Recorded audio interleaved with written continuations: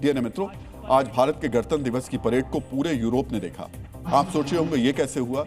इसकी बड़ी वजह आज भारत की गणतंत्र दिवस की परेड के मुख्य अतिथि बने दो मेहमान हैं। इस बार गणतंत्र दिवस पर यूरोप के 27 देशों के समूह यानी यूरोपीय यूनियन के अध्यक्ष एंटोनियो कोस्टा और यूरोपीय आयोग के अध्यक्ष उर्सुला वॉन डेर लेयन शामिल हुए। कहा जाता है जब दोस्ती गहरी होती है तो नेताओं की केमिस्ट्री पर भी असर दिखाई देता है। आज गणतंत्र दिवस समारोह में भी कुछ ऐसा नजर आया। एंटोनियो कोस्टा और उर्सुला वॉन डेर लेयन आज भारत की संस्कृति और शौर्य की झांकियां देखकर बहुत ही उत्साहित दिखाई दिए। ये दोनों नेता भारत के साथ एक बहुत बड़ी ट्रेड डील करने के लिए आए हैं, जिसे यूरोपीय देश मदर ऑफ ऑल डील्स कह रहे हैं।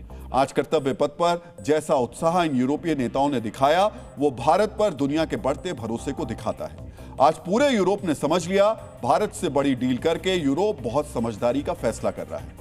आज आपको भी यूरोपीय नेताओं के उत्साह और भारत के नेताओं के साथ उनकी केमिस्ट्री को बहुत ध्यान से देखना चाहिए।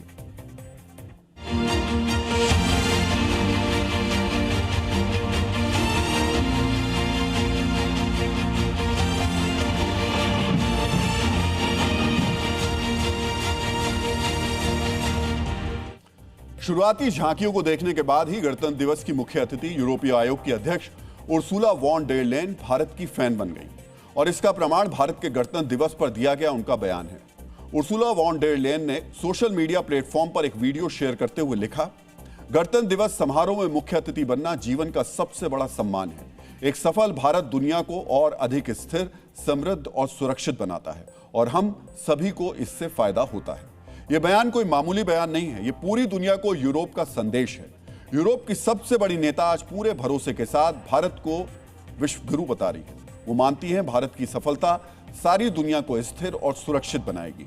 आज यूरोपीय आयोग की अध्यक्ष ने हिंदी में पोस्ट लिखकर अपने स्वागत के लिए भारत का धन्यवाद किया। भारत और यूरोप की साझेदारी को नई ऊंचाइयों तक ले जाने की बात कही। उर्सुला ने आज भारत के गणतंत्र दिवस की परेड का पूरा वीडियो अपने सोशल मीडिया प्लेटफॉर्म पर भी शेयर किया, जिसे लाखों यूरोपीय लोग देख चुके हैं और भारत के गणतंत्र दिवस को देखने वाले यूरोपीय लोगों की संख्या लगातार बढ़ रही है। डीएनए मित्रों, आज गणतंत्र दिवस समारोह में यूरोपीय संघ की सैन्य टुकड़ी और झंडे भी दिखाई दिए, जिसे यूरोपीय नेताओं ने भारत और यूरोप के सुरक्षा सहयोग के मजबूत होने को सशक्त प्रतीक बताया। आज यूरोप को धमकाने वालों को संदेश दिया, भारत जैसा मजबूत देश उसका रणनीतिक सहयोगी बनता जा रहा है। मित्रों, आज आपको भारत और यूरोप के बीच होने जा रही डील के फायदे भी समझने चाहिए, जिसकी जानकारी हमने डीएनए में पहले भी आपको दी है। लेकिन इससे पहले आप गणतंत्र दिवस में दिखी पाकिस्तान की झांकी को देख लीजिए। आज जो डीएनए मित्र किसी वजह से गणतंत्र दिवस की परेड नहीं देख पाए, वो भारत के गणतंत्र दिवस पर पाकिस्तान की झांकी की खबर सुनकर हैरान हो सकते हैं। लेकिन जिन्होंने परेड नहीं देखी, उनको आज हमारे साथ पाकिस्तान की तबाही की ये झांकी बहुत ही ध्यान से देखनी चाहिए, जिसे आज कर्तव्य पथ पर सिर्फ हिंदुस्तानियों ने नहीं बल्कि पाकिस्तान और यूरोप ने भी देखा। भारत की पराक्रमी सेना ने ऑपरेशन सिंदूर के दौरान किस तरह पाकिस्तान के आतंकी ठिकानों और एयरबेस को निशाना बनाया, आज उसकी झांकी भी कर्तव्य पथ पर दिखाई दी। इस झांकी में बहावलपुर में भारतीय सेना द्वारा नष्ट किए गए जैश के हेडक्वार्टर को दिखाया गया। भारतीय वायुसेना के रफाल विमानों ने कैसे आतंकवादियों के हेडक्वार्टर को धमाके से खंडर बना दिया। आज भारतीयों ने इस झांकी के जरिए इसे याद किया। भारत की सेनाओं ने कैसे देश की रक्षा की, कैसे आकाश और S-400 जैसे एयर डिफेंस से पाकिस्तान के हर हमले को नाकाम किया गया, इसकी झांकी भी आज देश ने देखी। इसके अलावा ब्रह्मोस के हमले से पाकिस्तान के जलते हुए एयरबेस और नष्ट विमान भी इस झांकी में दिखाए गए। आज आपको भारत और यूरोप के बीच होने वाली मदर ऑफ ऑल डील्स के बारे में भी जानना चाहिए।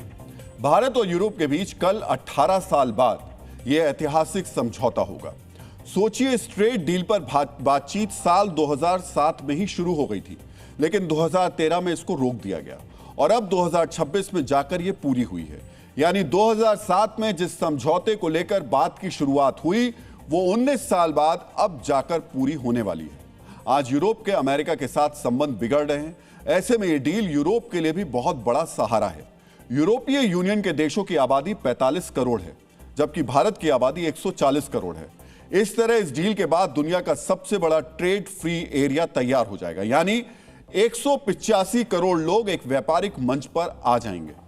यूरोप और भारत दोनों चीन से सप्लाई चेन हटाना चाहते हैं, अमेरिका के ऊंचे टैरिफ से बचना चाहते हैं। यूरोप एक सुरक्षित बैकअप मार्केट चाहता है, ये सभी जरूरतें इस डील से पूरी होंगी। इससे भारत ग्लोबल मैन्युफैक्चरिंग हब भी बन जाएगा। भारत की कंपनियां और कारीगर सीधे यूरोप में सामान बेच पाएंगे। नकली सामान पर रोक लगेगी, मतलब अब कोई नकली बनारसी साड़ी या नकली दार्जिलिंग चाय यूरोप में नहीं बेच पाएगा। हमने इससे पहले डीएनए में आपको इस ट्रेड डील के बारे में विस्तार से बताया है। आज आपको इस ट्रेड डील से भारतीयों को, मतलब सीधे आपको होने वाले फायदे के बारे में जानना चाहिए।